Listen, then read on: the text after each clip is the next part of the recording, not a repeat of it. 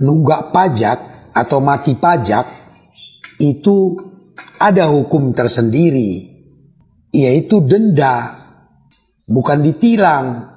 Kalau pajak kita mati atau nunggak, kita akan didenda, itulah hukumannya. Dan ini adalah wewenang daripada Dispenda, ya, Dinas Pendapatan Daerah. Karena pajak kendaraan bermotor ini pemasukan untuk daerah, ya, provinsi.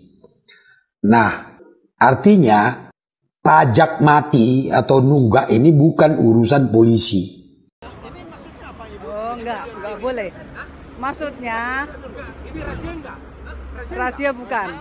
Ini razia enggak kejadian? Yang bilang razia itu siapa? Lalu kenapa? Apa dasarnya kamu stop?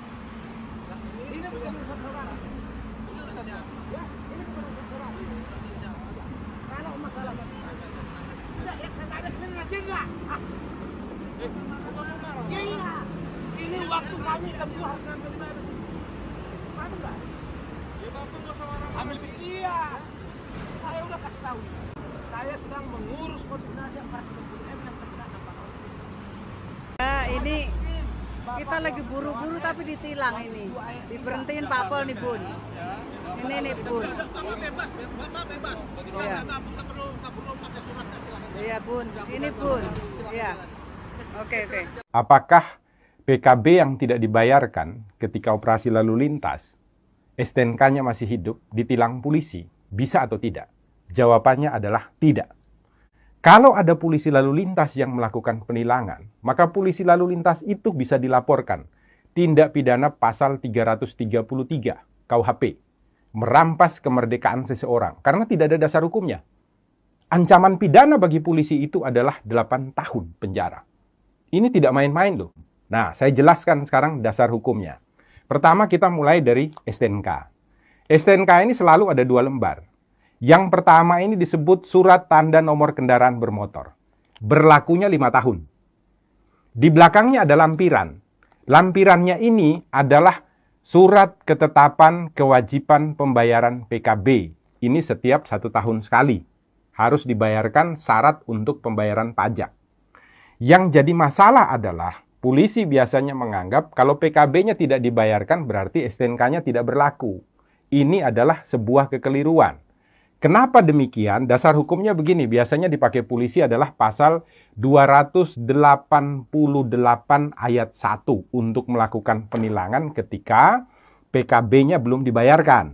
Nah, 288 ayat 1 itu menyatakan setiap orang yang tidak mampu untuk menunjukkan surat tanda nomor kendaraan bermotor atau surat tanda coba kendaraan bermotor yang ditetapkan di dalam pasal 106 ayat 5 huruf A.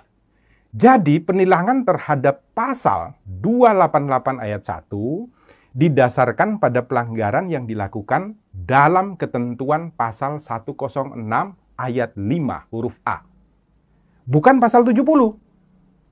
Di mana di sana dikatakan dengan tegas dan jelas, kalau Anda tidak memiliki STNK, Anda tidak memiliki surat tanda coba kendaraan bermotor, maka ketika motor atau kendaraan yang Anda pakai jalan di jalanan raya ditangkap oleh polisi, bisa dilakukan penilangan dengan pasal 288 ayat 1. Nah, sekarang kebanyakan polisi lalu lintas mengatakan, ada ketentuannya. Di mana? Di dalam pasal 70 ayat 2. Saya bacakan ya, pasal 70, supaya semuanya tidak bingung.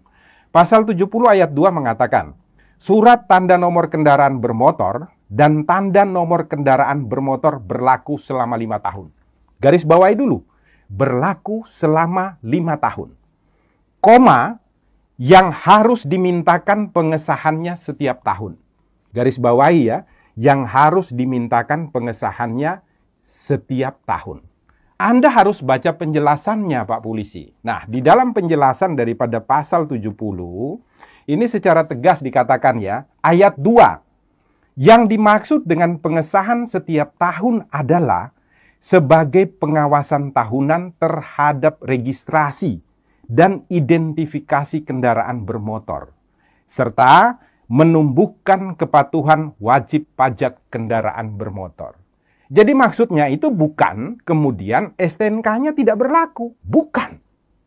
Maksudnya itu adalah untuk dilakukan registrasi dan identifikasi ulang terhadap kendaraan bermotor dan untuk membuat agar semua orang yang memiliki kendaraan bermotor itu wajib atau taat di dalam melakukan pembayaran pajak.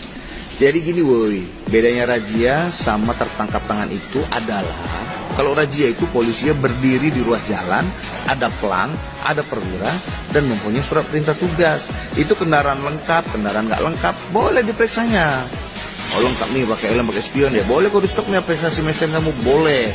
Tapi kalau yang namanya tertangkap tangan, itu artinya kau saat melaksanakan berkendara, kau itu nggak pakai helm, bonceng 3, knalpot gong, apalagi itu, terobos traffic light, parkir di tempat yang salah, itu nggak perlu surat perintah dia, nampak kasat mata, langsung dia boleh periksa surat-suratmu, nggak lengkap ditilang dia, boleh itu, paham? Jadi kalau kau naik kereta lengkap, pakai spion, nggak terobos traffic light, udah itu nggak bonceng 3, pokoknya nggak melakukan pelanggaran lalu lintas lah, di stop sama polisi, kau tanya, apa ya bapak stop saya? Mana si mesin kamu? Apa dasar bapak periksa saya? Si mesin ke saya kan nggak melanggar apa-apa. Aku mau periksa aja, oh jangan kasih. Itu kok tidak tertangkap tangan, kok viralkan polisinya.